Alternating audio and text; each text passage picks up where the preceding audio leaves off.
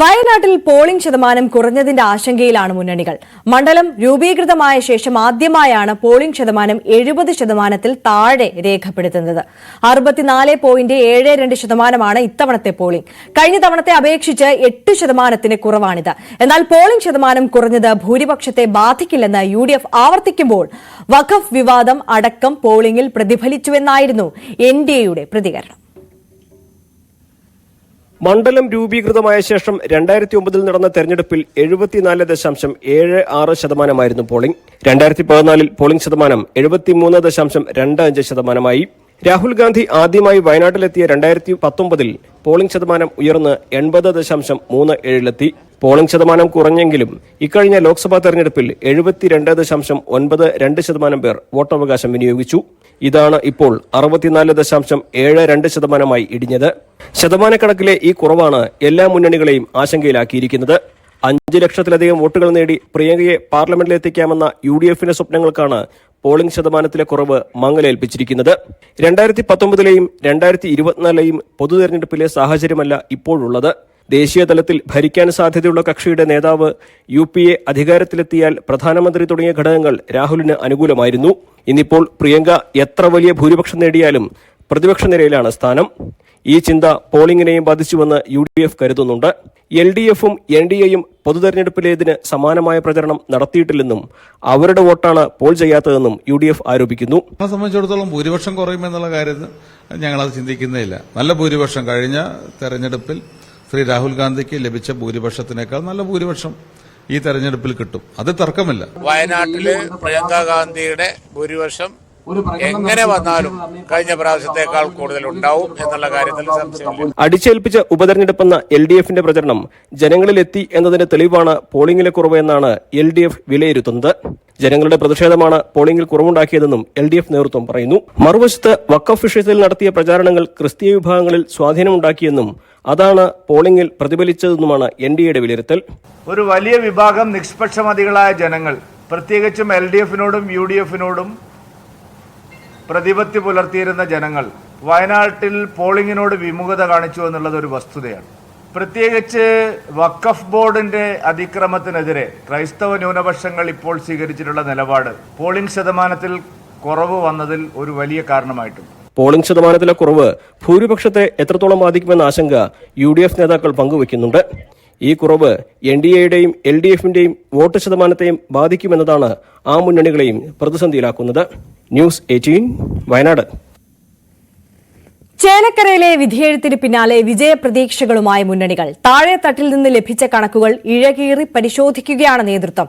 വിജയിക്കുമെന്ന ആത്മവിശ്വാസത്തിൽ തന്നെയാണ് സ്ഥാനാർത്ഥികളും. വോട്ട് പെട്ടിയിലായതിനു പിന്നാലെ വൻ കണക്ക് കൂട്ടലുകളിലാണ് മുന്നണികൾ. ഇടത് കോട്ട ഇളക്കമില്ലാതെ തുടരുമെന്ന ആത്മവിശ്വാസത്തിലാണ് LDF ക്യാമ്പ്. ഇടത് ശക്തി കേന്ദ്രങ്ങളായ ദേശമംഗലത്തും വരവൂരും താരതമ്യേന ഭേദപ്പെട്ട പോളിംഗ് ഉണ്ടായത് അനുകൂലമാകും. മണ്ഡലത്തിൽ പതിവിന് വിപരീതമായി ശക്തമായ മത്സരമുണ്ടെന്ന പ്രതീതി UDF സൃഷ്ടിച്ചത് അവസാന ഘട്ടത്തിൽ ഇടത് കേന്ദ്രങ്ങളെ കൂടുതൽ ജാഗരൂകരാക്കി. ബൂത്തുകളിലേക്ക് വോട്ടർമാരെ എത്തിക്കാൻ പാർട്ടി സംവിധാനങ്ങൾ എണ്ണയിട്ട യന്ത്രം പോലെ പ്രവർത്തിച്ചെന്നും നേതൃത്വം വിലയിരുത്തുന്നു. ഒപ്പം സ്ഥാനാർത്ഥിയായ UR പ്രദീപിന്റെ സൗമ്യ വ്യക്തിത്വവും അനുകൂല ഘടകമായി.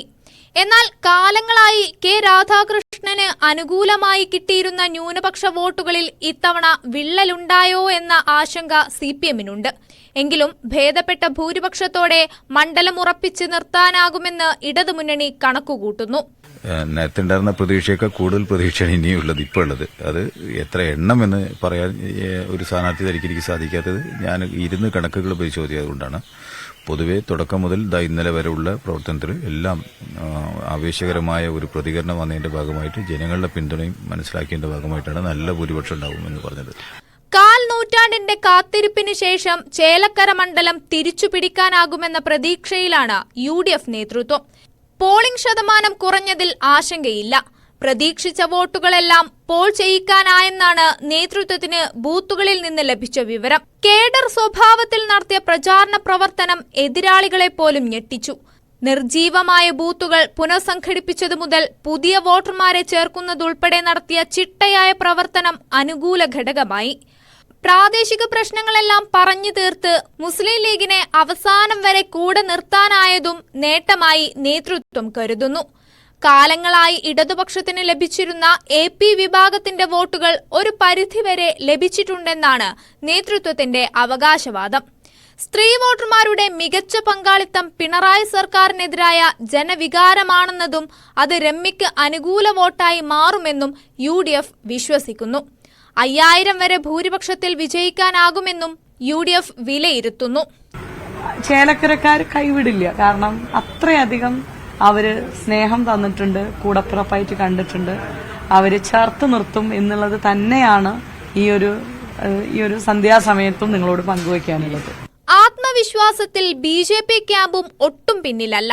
പുറമെ വിജയിക്കുമെന്ന് പറയുമ്പോഴും വോട്ട് ശതമാനം കൂട്ടാനായെന്നാണ് BJPയുടെ കണക്കുകൂട്ടൽ. തൃശൂർ പ്ലാൻ ചേലക്കരയിൽ സമർത്ഥമായി നടപ്പിലാക്കിയെന്നും BJP പറയുന്നു.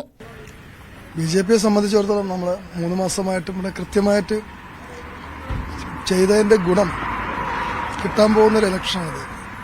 ഇവിടെ BJP പ്രതീക്ഷിച്ച വോട്ടുകളിൽ 95% കൃത്യമായിട്ട് പോൾ ചെയ്തിട്ടുണ്ട്.